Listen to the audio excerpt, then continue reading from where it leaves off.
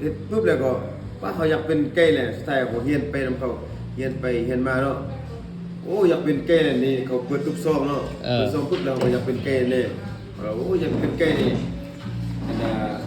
เกย์บ่เพียงพอเขาอยากเป็นเกย์เขาก็เฮียนไปนำเขาเนี่ยเฮียนไปเฮียนมานั่นแหละเฮียนไปปุ๊บแล้วก็อู้เป็นระดับเนาะแบบสู้ๆนั่นเด้เดี๋ยวนี้เนี่ยเขารู้แล้ว แต่ภาษาอังกฤษนี่อ่านบ่ได้เห็นบ่บ่อ่านบ่ได้แต่เรื่องเอาไปนี่ปากเป้านี่ได้นี่เรื่องว่าจิเว้าแล้วว่าสุบกันนี่แต่บ่ได้ปานใดแต่ว่าจิเว้าฮอดการเมืองหรือว่าเกย์นำเที่ยวกับในเมืองน่ะต่างกันคนคำยิ่งนี่ในเมืองกับอันน่ะพอเป็นไกลอยู่ในป่าบ่อนเจ้าแต่ละมื้อเจ้าท่องได้จักคำจักเฮ็ดแนวใดคำว่าบ่ได้จักคำศัพท์ครับตัวอย่างว่ามื้อนี้ได้คำว่าม วยซิกีและการมีติด1คำศัพท์มวยซิกี บ่คำยิ่งนี่ จำได้จักคำศัพท์มื้อนึงได้มื้อนี้ประมาณ2 2คำ2 3คำบ่ได้ว่ะได้ท่านว่ามื้อนึงเจ้าได้2-3คำที่ว่า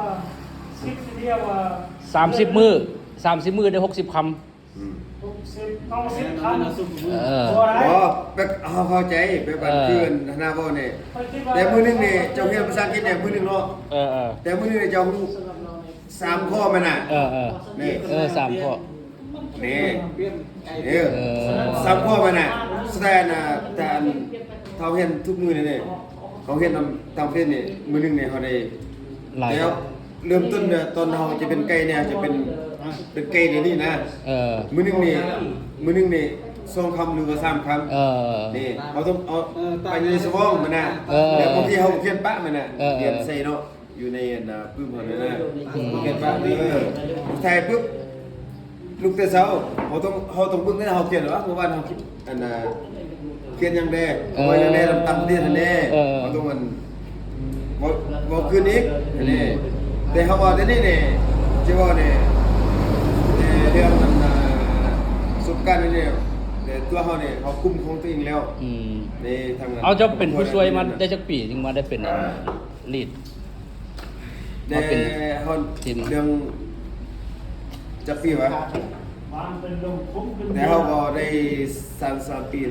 วะเดี๋ยวนี้ถือว่าสบายเลยเนาะแต่ยังบ่สบายไปหาเงินในครอบครัวน่ะปัจจุบันหาเงินจะได้จริงสมเสยและมาสร้างครอบครัว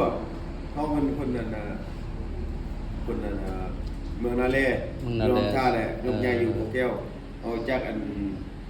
รวมท่ายกใหญ่ไปฮอดมันก็เป็นอันละแม่ด้วยแม่นแล้วใหญ่อายุประมาณ6 ปีเนี่ยใหญ่ไปอยู่อันกับแก้วอายุปีเนี่ยรอดมาได้ยังไงเนาะ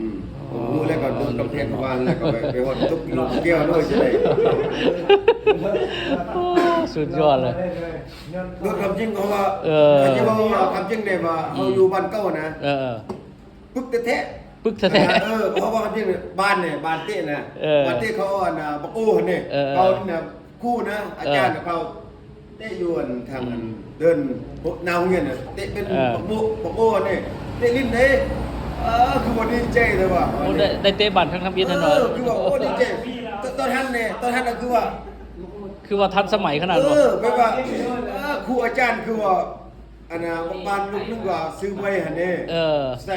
เอาโอ้เลยพากันเตะอยู่เดินบ้านเดินกระต้วงเลยเดินครับสุดเนาะบ้านเก่ามันเดินเลยอันนี้ก็พาดู